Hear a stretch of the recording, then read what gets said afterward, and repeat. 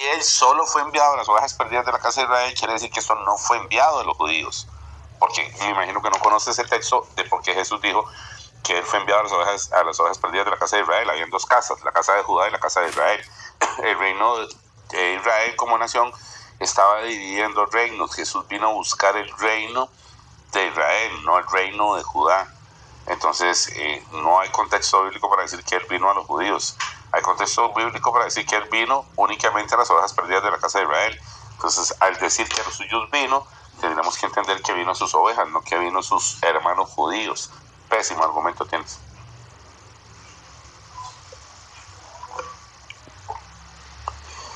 No, vamos a ver, él desgajó las ramas, no la arrancó, pero Pablo dice, pero poderoso es para volverlas a injertar. ¿Quién eres tú que siendo olivo silvestre hablas? No te jactes tú que estás siendo injertado. Poderoso es Dios para injertarlos a ellos y ponerlos a ellos. Entonces, ni siquiera sabes lo que dice el texto. Y si tienes tanto sesgo con ser del pueblo de Israel, órale así. Señor Jesús, yo no quiero ser del pueblo de Israel, no quiero formar parte de ese pueblo y yo quiero ser eternamente gentil. Y conforme pidas, se te va a dar.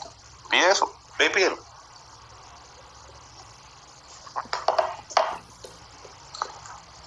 Está arrancada, no está arrancada. Él las injerta en el momento que él quiera.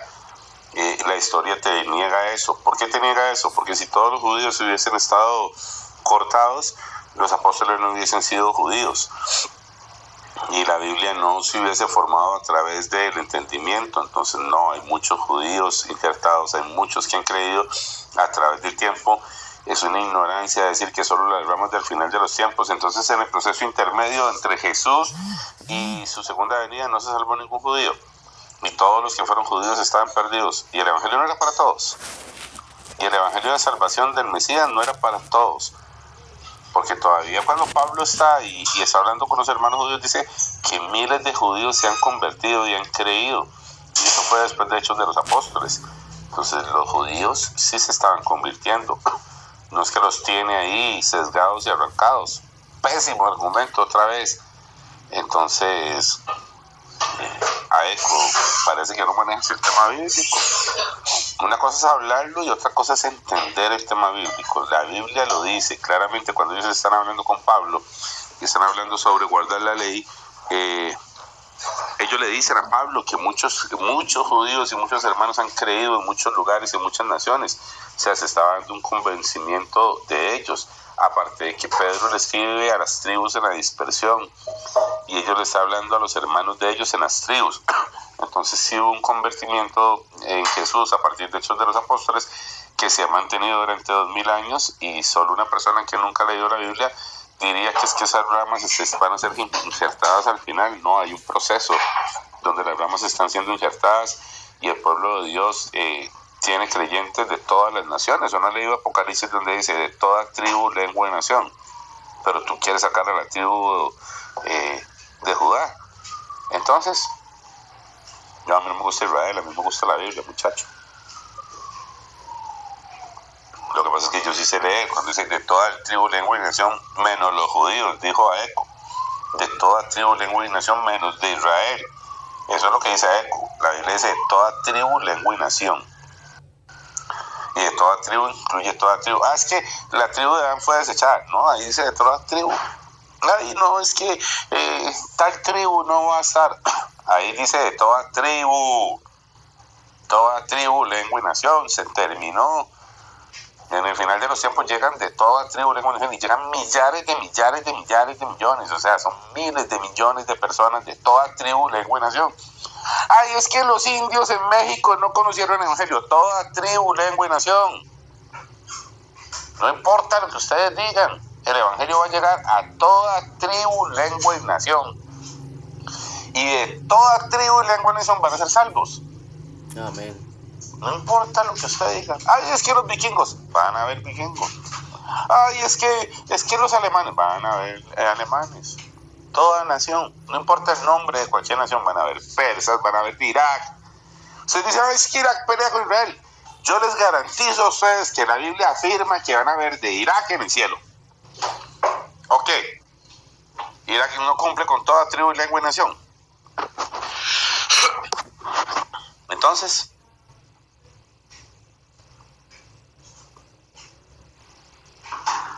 de toda tribu, la que usted diga, es que los chinos van a ver chinos, es que los hindús van a ver hindús, es que cualquier tribu, es que de los indios, no importa, póngale el nombre que quiera, la Biblia ya lo dijo, de toda tribu, lengua y nación, millones de millones.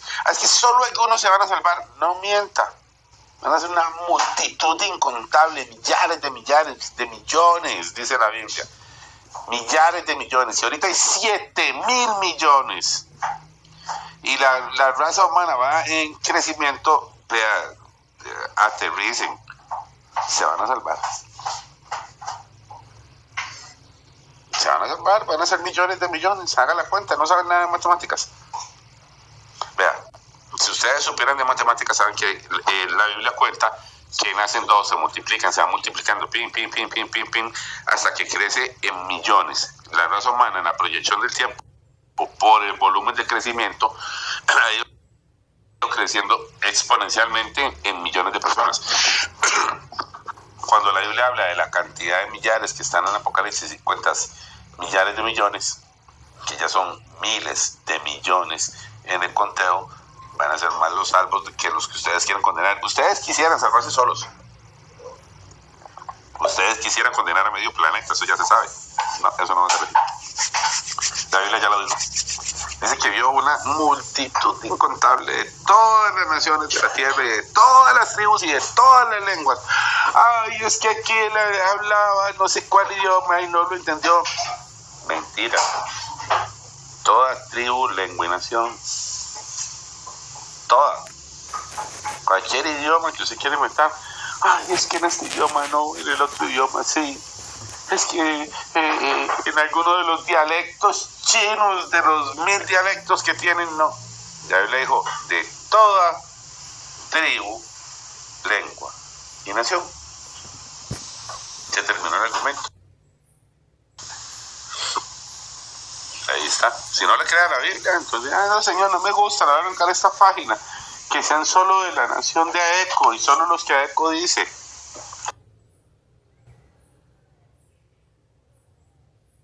Eso no es predicar, eso no es leer la Biblia. Ustedes a veces leen y dicen lo que ustedes quieren, no lo que la Biblia dice.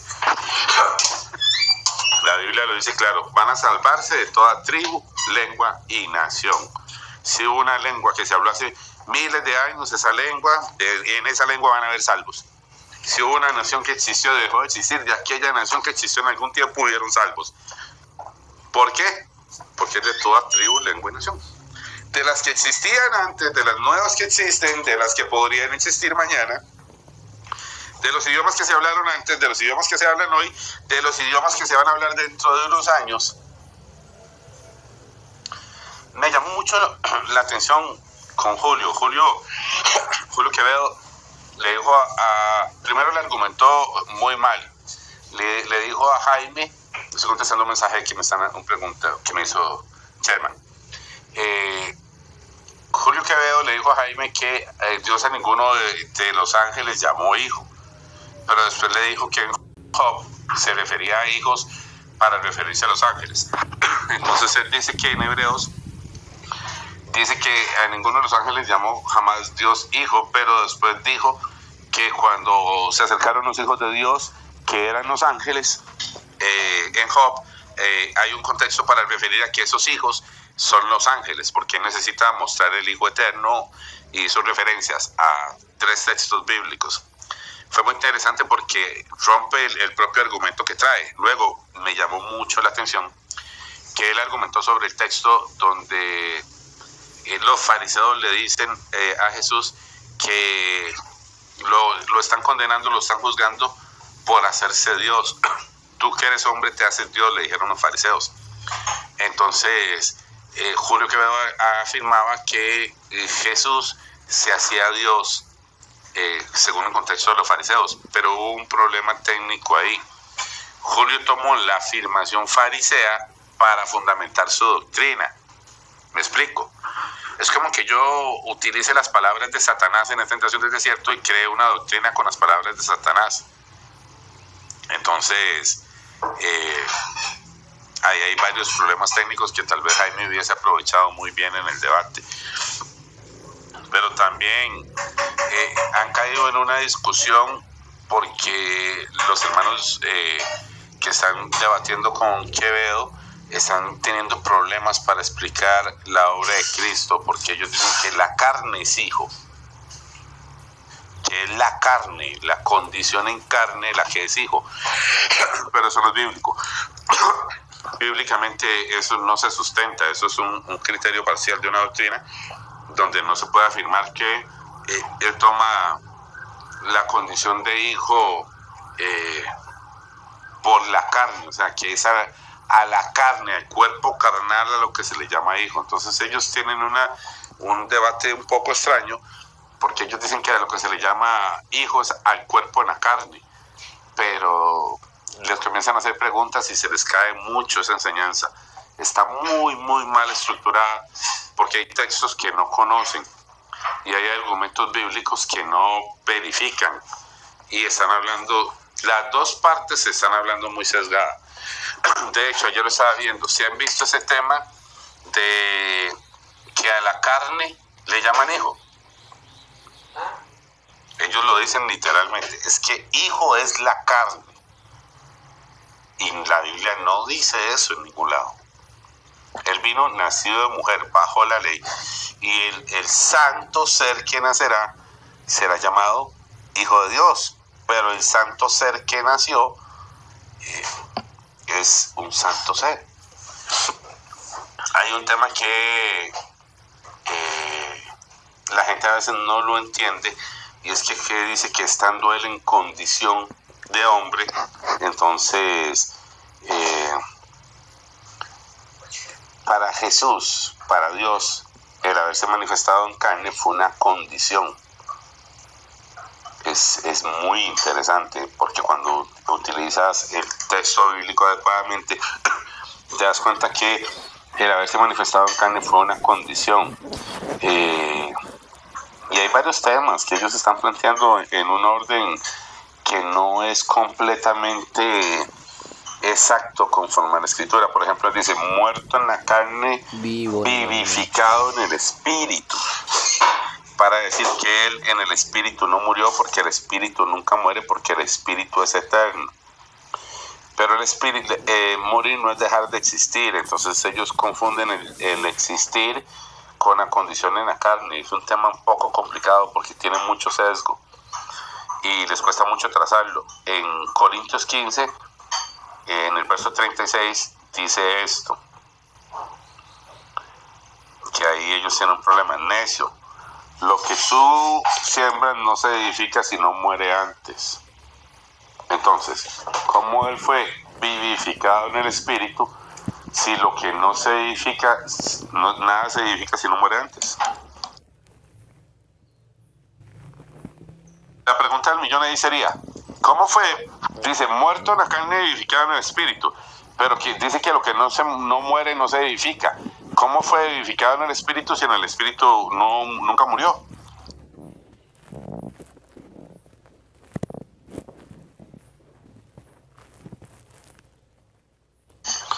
Ahora, eso contradeciría mucho la Biblia y tiene una postura de una contradicción muy grande en la Biblia, porque la Biblia habla de muerte espiritual. Y si hay muerte espiritual y Jesús no cargó esa muerte espiritual en la cruz, entonces la obra de Jesús fue solo para una muerte en la carne. Es muy mal argumento. El argumentar que él solo murió en la carne, eso es una doctrina, porque a ellos les queda grande decir que Dios murió en la cruz. Ellos dicen, lo que murió en la cruz fue el cuerpo, y la Biblia no dice eso. La Biblia no dice que murió el cuerpo, la Biblia dice que Cristo murió por nuestros pecados, y Cristo es Dios. Ellos tendrían que decir que el cuerpo es Cristo separado de todo lo demás, ¿sí? Y tienen un problema con la tricotomía, habla muy mal del espíritu, el alma, el cuerpo, no entienden la forma en que la Biblia lo traza. hay mucho sesgo en la enseñanza. Entonces, esta seguida de debates que está haciendo Julio Quevedo, John Félix y ellos con los hermanos que traen doctrina de Colombia, es porque están hablando de una doctrina denominacional, no están hablando de una enseñanza bíblica. Y obviamente ya sabemos que Julio Quevedo y los que ven la Trinidad no tienen argumentos para un debate de altura sobre ese tema, ni tienen argumentos para plantear una buena discusión sobre el tema, y voluntariamente los dos están obviando versículos. Tanto hay una separación de los versículos de parte de la gente de la Trinidad como de los que están debatiendo con ellos. Por ejemplo, ahí se subió, hay uno que me causa gracia, se llama La Única Verdad, que hace mucho análisis según él de textos bíblicos, pero desconocen casi que la mitad de los textos, de lo que habla Pablo en Gálatas, de lo que habla Pablo en Corintios, de lo que le habla Pablo a los Efesios, y ahí se quedan como en un sesgo. Se van algunos textos que les argumentan la posición, porque parece que estamos entendiendo que en la doctrina que traen los de Colombia están diciendo que lo que muere es solo la carne. Y confunden dos temas: que hay un sacrificio y que la carne es una ofrenda que se pone en el altar y se toma la sangre, pero confunden el concepto de muerte con ofrenda, y confunden el concepto de que Cristo murió por nuestros pecados. Vamos a ver, Él entregó su cuerpo en ofrenda, pero Él murió por nuestros pecados, y Cristo es Dios. Si ellos dicen que no murió Dios, dicen que no murió Cristo. Y si ellos dicen que solo se ofrendó el cuerpo y que no hubo una muerte, entonces tienen problemas técnicos. Entonces, obviamente que con Julio no se puede debatir, no tiene muchos argumentos, pero también el planteamiento que ellos le están debatiendo a la postura de la Iglesia de Colombia es porque saben que tiene esa debilidad, porque saben que no lo explican. Ahí hay que afinar mucho el tema. Se puede decir que lo que murió fue solo el cuerpo. Dice que el cuerpo sin el espíritu está muerto. Ok, sí, eso lo dice Santiago. Pero dice que Cristo llevó toda nuestra muerte. Él llevó la muerte que había en el hombre. Nosotros estábamos muertos en delitos y pecados, pero el hombre no estaba muerto corporalmente. Entonces Él tomó y hizo un cumplimiento de una ofrenda corporal, pero tomó la muerte espiritual que había en el hombre y la cargó en sí mismo. Si no le variamos el tema de la muerte espiritual, entonces ese tema no ha tenido un cumplimiento plenamente a través de la obra de Cristo, y yo no sé ni qué haríamos predicando la Biblia, ¿verdad?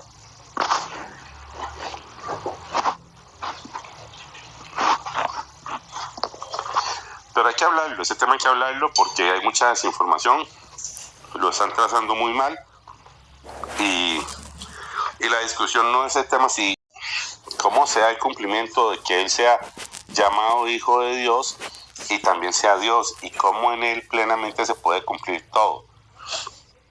¿Qué es lo que pasa? Que la Biblia te da muestra del cuerpo de Cristo como el cuerpo del Cordero que se presenta en ofrenda, pero también te lo presenta como un templo que contiene la presencia de Dios dentro de Él. No se puede venir dentro, Dios habita dentro de un cordero de sacrificio, no, Dios habitaba dentro del templo. Entonces hay una serie de cumplimientos proféticos en Jesús que cuando la gente no lo sabe trazar correctamente, lo que saca a relucir es doctrina y no enseñanza bíblica. Entonces ayer lo que vimos fue un debate no bíblico. Ayer vimos un debate doctrinal, de argumentos doctrinales que no están bien posicionados en ninguna de las dos partes. Ninguna de las dos partes nos dio una solidez de argumento bíblico, y simplemente se volvió una discusión de mi doctrina versus tu doctrina. ¿Qué hizo Julio Quevedo esta semana? Discutió la misma doctrina con personas de la misma iglesia, de la misma denominación, y con un grupo, ellos son un grupo de personas que tienen entendimiento de que Dios es uno, sí, eso no lo vamos a negar, pero no hacen un trazo bíblico correcto.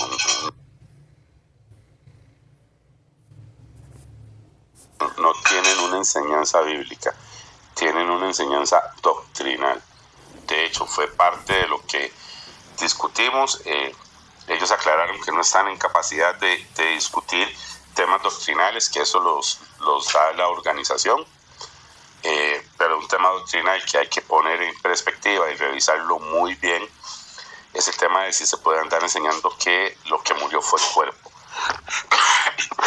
¿Por qué? Porque ellos hacen lo que tanto le critican a los trinitarios, dividen a Dios. Ellos quieren decir al trinitario, Cristo es uno y es el único Dios verdadero, pero en el momento de la cruz ellos lo separan completamente. Dice, Dios es el espíritu y el cuerpo es la carne, y murió el cuerpo y no murió Dios. Entonces ellos están diciendo prácticamente que es un Jesús en la carne que muere y otro Jesús en espíritu que está vivo, y es un poco confuso porque no aclaran las ideas. Las ideas están muy mal planteadas, un argumento de debate muy mal planteado, que cuando los agarre alguien que le preste atención a lo que están diciendo y vea los detalles y conozca un poco más de versos, les va a causar problemas. Es que Dios se manifestó en carne, eso es pleno, eso lo dice la Escritura, pero la Biblia no le valida el contexto del sacrificio de Cristo solo como un cuerpo. No fue que se presentó una ofrenda de un cuerpo. La ofrenda era muchos detalles, digamos, era una ofrenda de trigo, era una ofrenda de cordero, era la destrucción y reconstrucción del templo, era la muerte plena del marido. Por ejemplo, cuando hablamos en Romanos como la muerte del marido, yo no puedo decir que el marido es el cuerpo. No hay verso bíblico para decir que el marido que muere es el cuerpo. Entonces hay una contradicción, porque por ejemplo Jaime en el debate le quiere argumentar que el cuerpo es la carne, que lo que muere es el cuerpo, pero después él habla del marido, de quién es el marido. Pero Romanos 7 te dice que el marido murió. Entonces tendrán que caer ya en unos argumentos de decir, es que el marido es el cuerpo, el marido es la carne, y eso no tiene asidero bíblico. Entonces hay varios detalles que tienen un muy mal concepto, que aunque ellos están argumentando en un debate algunos temas, no están planteando un debate correcto, ordenado. ¿Por qué? Porque, por ejemplo, los que están tomando el tema del debate desde la posición de la IPUT con la muerte en la carne, tienen que explicar que la carne es el marido. Y, por ejemplo, Cristo ya no está en carne y Él es el marido de la iglesia. Y ya no lo conocemos según la carne. Entonces, ¿cómo fue muerto como marido si la condición de marido no se atribuye a una manifestación en carne? No es literalmente la carne la que es marido. Entonces cuando ellos dicen que muere el marido, pero dicen que lo que muere es el cuerpo, se contradicen solos. Por eso en el mismo argumento el debate es estéril. ¿Pero por qué el debate no se aterriza? El debate no se aterriza porque los debatientes no están prestando atención. Si digamos, Julio Quevedo hubiese aprovechado el argumento y le decía, ok, vamos a ver, Jaime nos está diciendo que lo que muere es el cuerpo, y que el cuerpo es lo que muere, que el cuerpo es el hijo. Ok, está bien, vamos a valorar eso que se está diciendo. Entonces el cuerpo es el marido. El cuerpo es el marido y hay que considerar a Cristo como marido, que solo la condición corporal es la que es marido. Porque cuando Jaime cierra el debate con la pregunta del marido, él mismo pone una inconstante en sus argumentos cuando están ahí. Y Julio Quevedo tuvo muchas debilidades, porque con Quevedo se podía explotar mucho, que él está hablando de un hijo Dios y un padre Dios. Él está hablando de que Dios es una condición que le es atribuible al Padre, al Hijo y al Espíritu.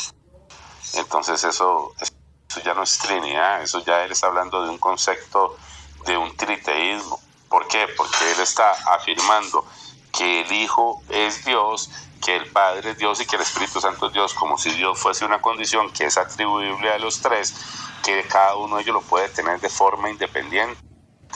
O sea, que el Padre, independientemente del Hijo, es Dios, el Hijo, independientemente del Padre, es Dios, y el Espíritu, independientemente del Padre y del Hijo, es Dios. Entonces ellos están predicando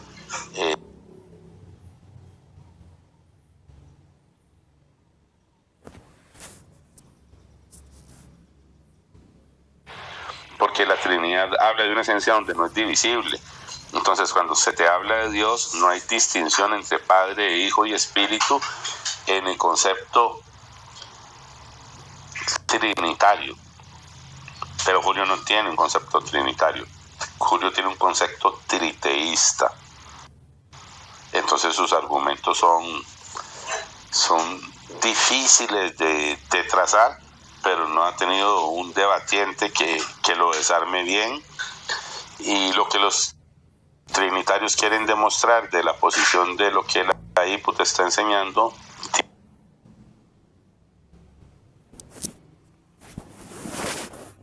esa denominación, no digo que sea la IPUT en general, sino las personas que están enseñando tienen el sesgo de decir que lo que murió fue la carne. Entonces lo siguen atacando con el argumento de que ellos consideran a la carne como un solo como un estuche, porque está mal planteado. Está mal planteado y realmente no se aprende mucho de esos debates. Escuchar algunos de ellos, tienen algunos textos muy buenos de un único Dios. El concepto de un único Dios lo tienen muy claro, lo tienen bien trazado, pero el cumplimiento de la obra de Cristo en la cruz, eso no lo tienen bien trazado. Eso lo tienen súper sesgado y mal planteado. De hecho, no es correcta las afirmaciones como ellos los hacen, porque dejan muchos versos bíblicos botados, y eso no se puede hacer de esa forma. No es como yo lo quiera plantear, es como la Biblia lo dice, validando todos los versos.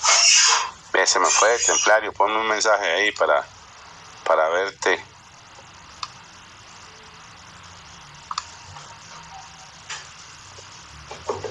Entonces eso es como una ramificación. Digamos que el argumento que hay en este momento de la forma en que se plantea a Jesús como Dios, tiene una forma bíblica, 20 formas trinitarias, y ahora los que están predicando la unicidad no tienen una unión de enseñanza ni un consenso en la enseñanza tampoco, y están enseñándolo en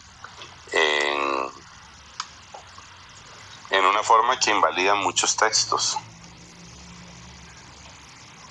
Y eso tiene que estar claro, porque tienen que tener cuidado de no estar repitiendo doctrinas, sino de explicar lo que la Biblia dice. ¿Cómo estás, Templario? Saludos. Saludos a mi hermano John. Bendiciones, mi hermano. Saludos. No se edifica si no muere antes. Entonces, el verso dice: muerto en la carne, vivificado en el espíritu. ¿Cómo fue vivificado en el espíritu si no murió antes? Yo digo que sí murió. Yo digo que sí murió Dios. Murió el Padre, por supuesto que sí. Es que hay dos sesgos ahí. La gente que tiene este sesgo, la gente cree que morir es dejar de existir. Ahí ya tenemos un problema grave, porque la gente cree que morir es dejar de existir bíblicamente, pero la Biblia no plantea la muerte como el dejar de existir. La Biblia sí plantea una destrucción del cuerpo y del alma en el Seol, que esa la aplica a Jesús. Pero la muerte que nosotros estábamos en condición de pecado es una muerte incluso que se asignaba a lo espiritual, no era una muerte física. El ser humano, estando vivo físicamente, estaba muerto. Jesús dice: deja que los muertos entierren a sus muertos, refiriéndose a las personas que estaban vivas en ese momento, pero tenían una condición de que murieron, que le es asignada bíblicamente a una condición espiritual. Y cómo Jesús cumplió la muerte y cargó nuestra muerte espiritual, esa muerte no la cargó. Claro que sí, amén, claro que sí. Por eso es que les digo que hay un sesgo ahí, porque andan enseñando que lo que muere es la carne, pero ahí hay un sesgo bravo por falta de versículos. Amén, amén, hermano John. Yo sí digo de que como lo estás explicando, o sea, Dios murió, por supuesto, Dios muere. Sí murió el Padre, sí murió el Padre, porque no le puedes quitar a Cristo ese título, ese nombre que le da Isaías 9:6 en la cruz o en la muerte. Es imposible que no, nada más muere el Hijo y no muere el Padre, no, murió el Padre, por supuesto que sí. Pero yo entiendo también de que Dios es espíritu. Es así, te lo dice Isaías 9:6. El niño que es nacido, el hijo que nos es dado, es al hijo, al niño que nació. O sea, tienes que ponerlo en su condición nacida para llamarle Dios fuerte y Padre eterno. Entonces, hay gente que se está limitando en eso. La Biblia en Isaías 9:6 te da el mandamiento completo. Te dice, el niño que nos es nacido, el hijo que nos es dado, será llamado Dios fuerte, Padre eterno, príncipe de paz. Entonces, en su condición nacida, tiene que ser reconocido como Padre eterno, Dios fuerte y príncipe de paz. Pero sabemos que muchas doctrinas se niegan a cumplir lo que verdaderamente dicen las profecías, ¿verdad? No, Amén. vamos a ver, es que hay un tema. Yo lo discutí con teología avanzada. La Biblia habla de muerte en la carne, habla de muerte espiritual, habla de estar muertos en delitos y pecados, aunque siguen estando vivos. Entonces, el problema no es la inmortalidad de Dios, Dios es inmortal. El problema es que no entienden qué es la muerte. Y entonces ustedes se asustan porque la Biblia enseña. Inclusive hay textos que no conocen, porque Dios mismo, en Oseas 13:14 dice, yo seré la muerte de la muerte. La muerte es inclusive una condición que Él asume en Él mismo. ¿Si has visto ese verso donde dice, yo seré la muerte de la muerte? Sí, claro, por supuesto. Oh, muerte. Yo seré tu muerte. Sí, claro, amén, amén. Es una condición propia que Él asume, donde no pueden decir, no, es que Dios no es la muerte de la muerte. Entonces la Biblia está hablando de una muerte que Él vence, pero Él la vence a través de una muerte que es superior. O sea, le dice, oh muerte, yo seré tu muerte. Y Él le aplica a la muerte segunda. O sea, Él tiene una muerte para la muerte. Pero la gente no lo ve. Por ejemplo, de la muerte yo los libraré de la muerte. Oh muerte, yo seré ¿qué? Tu muerte. No entiendo. Y seré tu destrucción. Seré tu destrucción. ¿Ah? Amén, amén. Seré tu destrucción. Ajá, y seré tu destrucción. Entonces. Y eso lo encontramos en Apocalipsis 20, cuando Él hace el juicio del trono blanco, que lanza a la muerte al lago que arde con fuego y azufre. Sí, pero ¿cuál es la condición que dice el exunicitario para decir que el padre no puede morir? ¿Por qué un padre no puede morir? Es que porque ellos se asocian solamente el padre con el espíritu. No te lo asocian en la carne como tal. Lo que pasa es que algunos asocian el pasaje de inmortalidad al Dios inmortal. Entonces, lo que pasa es que tampoco se ha enseñado qué significa que es un ser inmortal. Entonces ellos confunden eso. No, Dios no puede morir porque la Escritura dice que Dios es inmortal. Ajá, pero define qué es inmortalidad, qué es un ser inmortal. Entonces ahí es donde muchos patinan, hay muchos lastimosamente se consiguen con la pared porque todavía muchos tienen falta de desconocimiento que es la muerte en sí y los tipos de muerte, lo que tú estás hablando ahorita, John. Sí, de hecho, la Biblia dice que la muerte no lo pudo retener, entonces sobre él no hay una condición de que la muerte lo pueda retener. hay una condición de que Él tiene autoridad sobre la muerte, y esa autoridad está delegada y está manifestada en Jesús. Entonces Jesús tiene esa condición de inmortalidad. ¿Por qué? Inmortalidad tiene que ver con el morir. Cuando Jesús, la muerte no lo puede retener a Él, y Él tiene la autoridad de vencer la muerte, Él tiene esa condición de inmortalidad. Pero es cuando la gente no entiende la condición de inmortalidad y cómo la vence y cómo la demuestra, no la afirma, no. Es que la gente entiende así, vamos a ver. Jesús es Dios, ok, pero eso tiene una demostración. Tiene una demostración al haber vencido la muerte, haber vencido el pecado, haber perdonado nuestros pecados, y Él demuestra su condición de Dios. La condición de inmortalidad quedó demostrada en Jesús porque la muerte no le pudo retener. Ahora, lo que la Biblia nos plantea como muerte no ha sido un dejar de existir. El que puede destruir el cuerpo y el alma es el que la creó, y eso es otra condición diferente. Entonces, la gente cree que la muerte es dejar de existir. Eso no lo enseña la Biblia.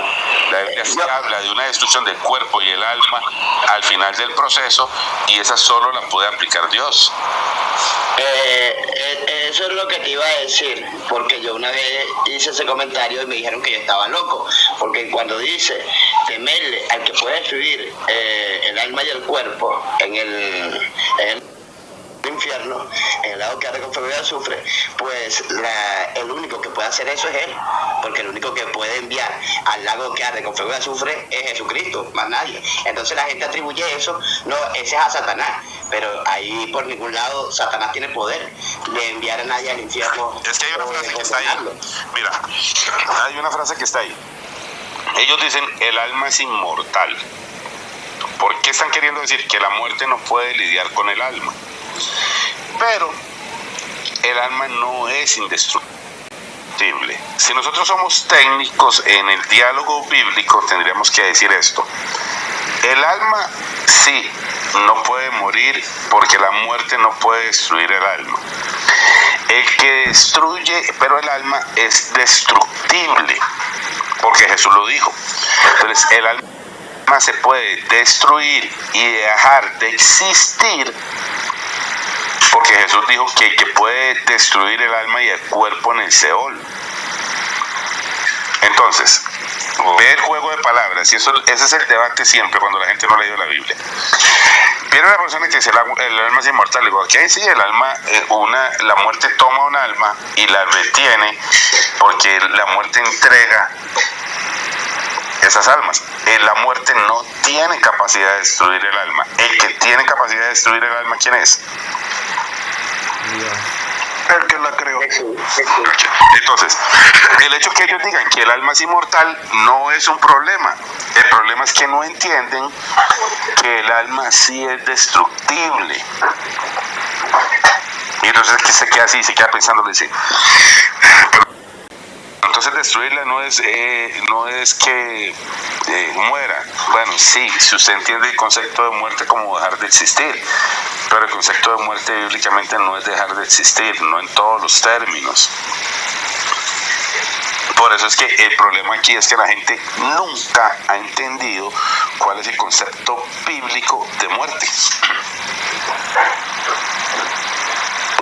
No, y de otros conceptos más, John, porque vuelvo y te repito, cuando yo hablé por primera vez con Rafael y le expliqué ciertamente de algunos temas, muchos siguen confundiendo la palabra carne con humanidad. Tú que eres una persona que ciertamente has investigado y sabes el concepto de las palabras, sabemos que por muchos años, lastimosamente, eso es lo que se ha vendido. Por lo menos el catolicismo es uno de los pilares de que siempre ha vendido de que, bueno, nos salvó un ser humano, pero con poderes mágicos, con poderes místicos, en modo de sarcasmo lo digo, obviamente, pero sabemos que no es así. Sabemos que ciertamente en las ramas teológicas católicas tienen sus vertientes, y es lo que yo le dije una vez a Rafael, a Templario. ¿Cómo tú me explicas que por lo menos en diciembre se predica que nació Dios, que vino el niño Dios, y en Semana Santa ya dejó de ser Dios para ser el Hijo de Dios?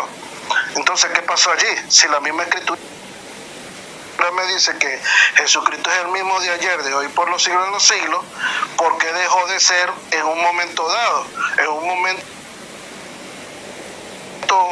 de tan emblemático como es la redención de nuestros pecados por medio de su sacrificio. Entonces ahí es donde siempre ha existido lastimosamente la separación, y es lo que tú venías hablando al principio cuando ingresé en el Lion, que por lo menos lastimosamente la UPC, que es la internacional, la Iglesia Pentecostal Internacional, tiene por doctrina esto lo que estamos hablando. Lastimosamente mezclan el agua pura con tierra, ¿me entiendes? Entonces, o es trigo que vamos a comer puro, o estamos comiendo trigo con otro tipo de mezcla que se le hace al pan. Entonces, la misma Escritura habla claramente de que ciertamente Jesucristo es el pan que descendió del cielo.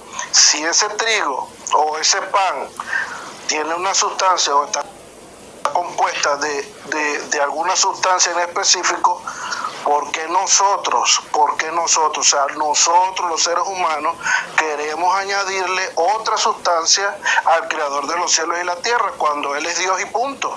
En el Génesis establece muy claramente que todas las cosas fueron creadas, todas según su género. Todas tienen su género. Todas proceden de acuerdo a un origen. Ahora, Dios no tiene origen. Dios de Él proceden todas las cosas. Entonces, siempre la humanidad, o me imagino por cizañas del enemigo también será, porque no encuentro otra lógica, que siempre la humanidad ha querido igualarse o rebajar a Dios al nivel de nosotros.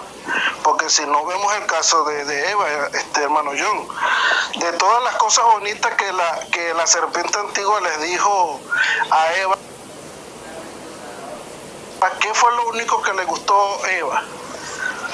Serás como Dios, ¿verdad? Eso fue lo único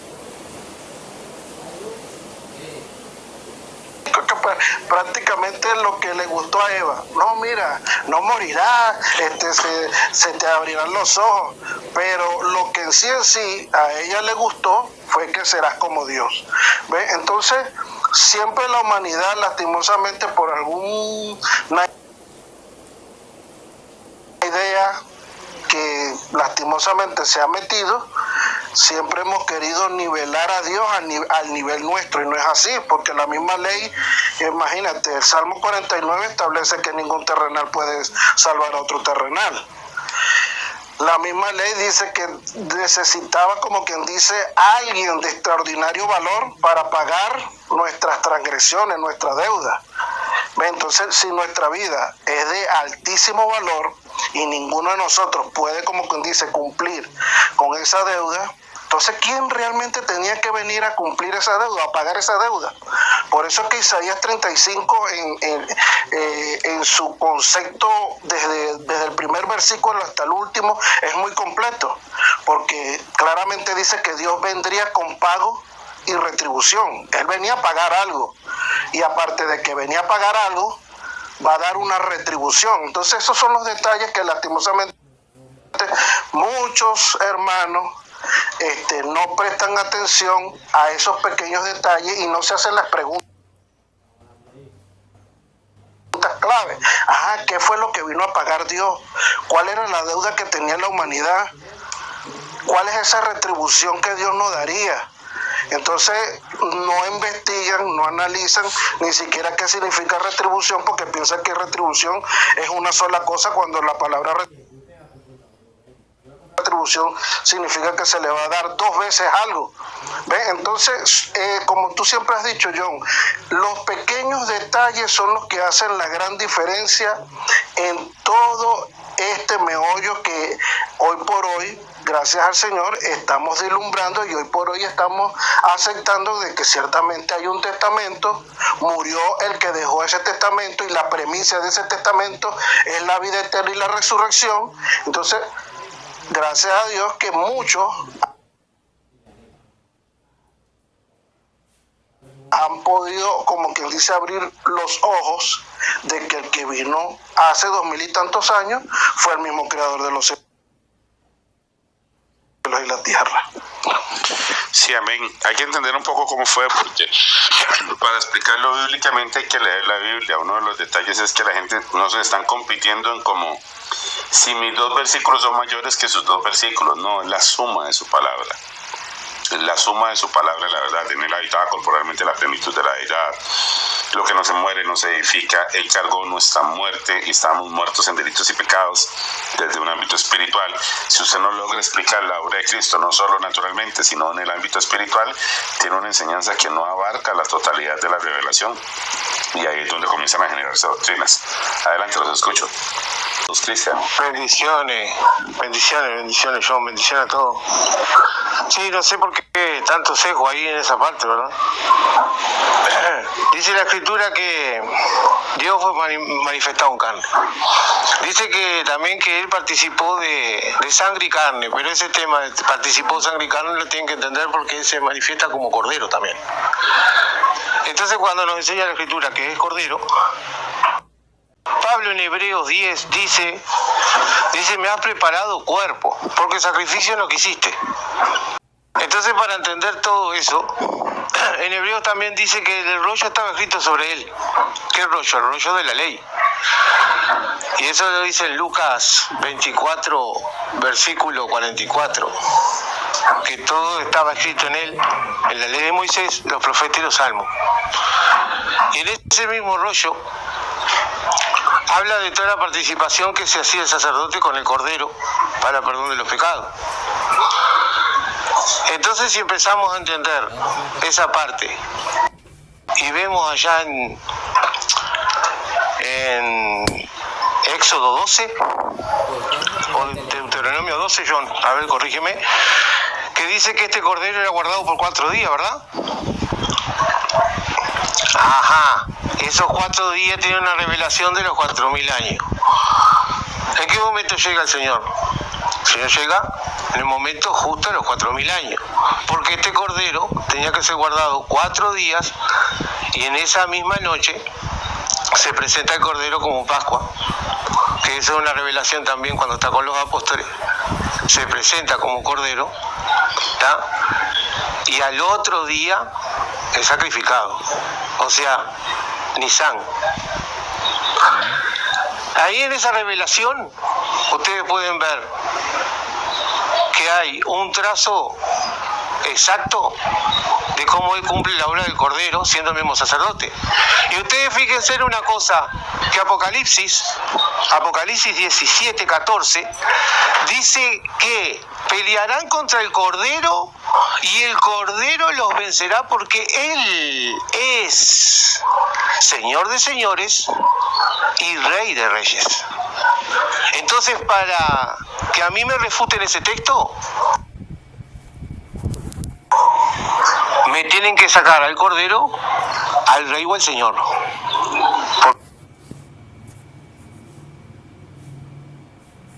Porque la Escritura no enseña que hay 2 reyes. La Escritura no enseña que hay 2 señores. Y la Escritura me enseña que hay un Cordero solo, que fue inmolado por nuestros pecados. Entonces ese texto de Apocalipsis 17:14 refuta a cualquier trinitario y a cualquier persona que tenga un sesgo en la Escritura. Sí. ¿Por qué la revelación no la entiende? Un aporte para Elba.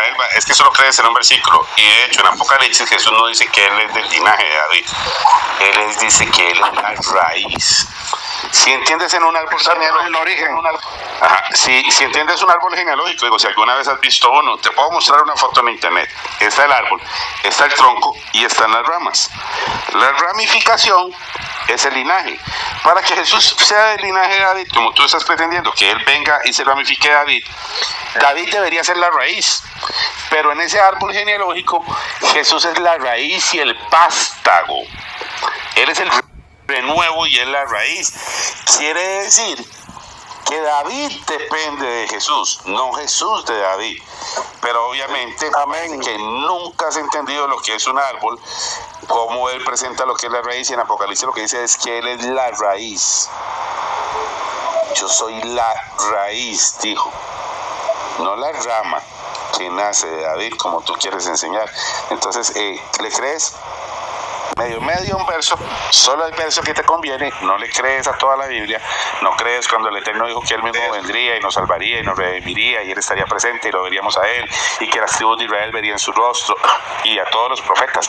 Entonces sí, crees en la Biblia, pero solo en el versículo que te da la gana, no a toda la Biblia. No, y otra cosa, John, mira, otra cosa. Una cosita. Tú sabes que tampoco nos ha explicado muy bien, John, la función del Cordero, ¿verdad? Y ojalá que tú también pudieras hacer un estudio con respecto a lo que se hacía con el Cordero en el altar. Y una vez que se degollaba, una vez que el sacerdote esparcía su sangre, ¿qué se hacía con el Cordero? Lo dejaban allí, que se pudriera. No, la Escritura lo dice que había que comerse el Cordero. ¿Ves? Entonces, aún todavía no han entendido lo que el Señor dijo allá en el capítulo de Juan, capítulo 6, que tenían que comer su carne y beber su sangre. Esas son cosas que... Deuteronomio 12, Éxodo 12 te lo sé. Amén.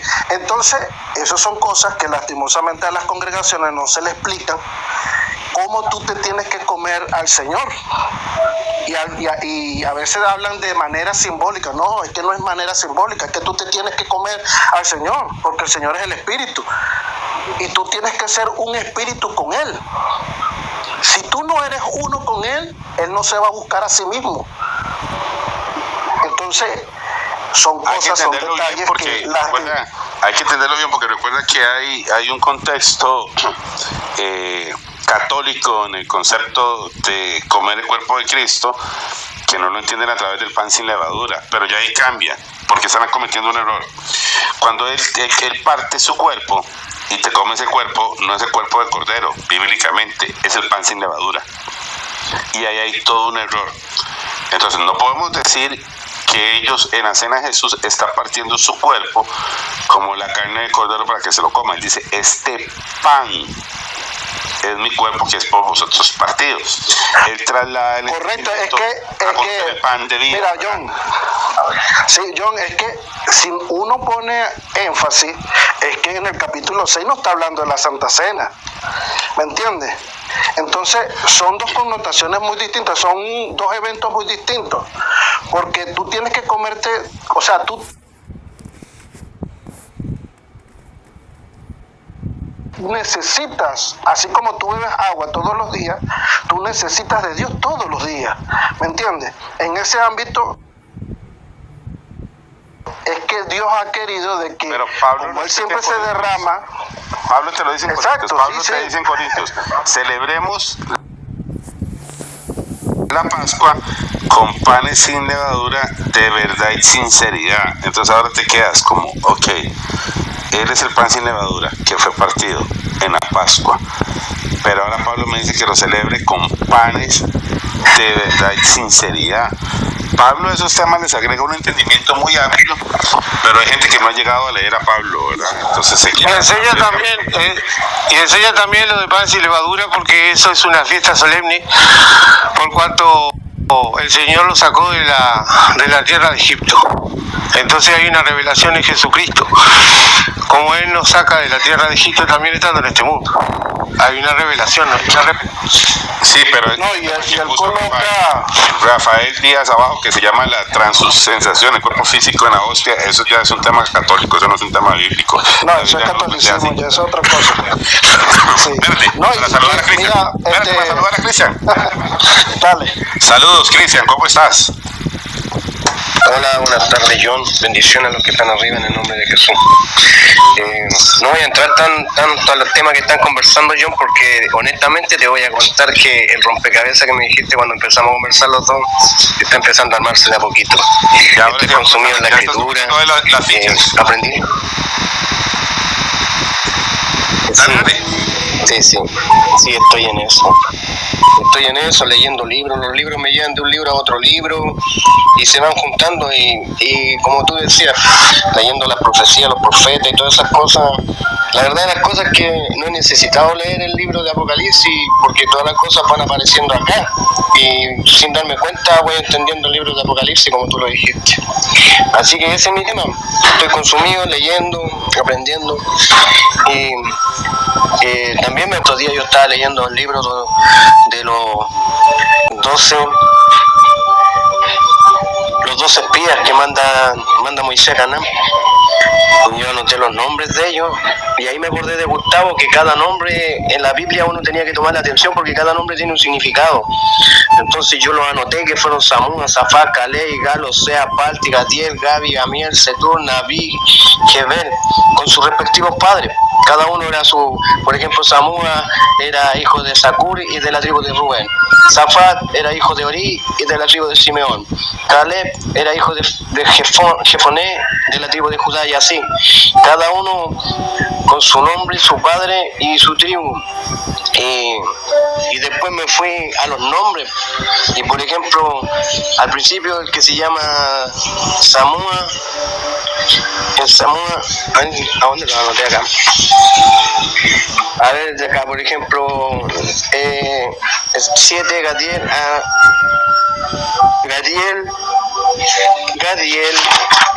Gadiel significa Dios es mi fortuna.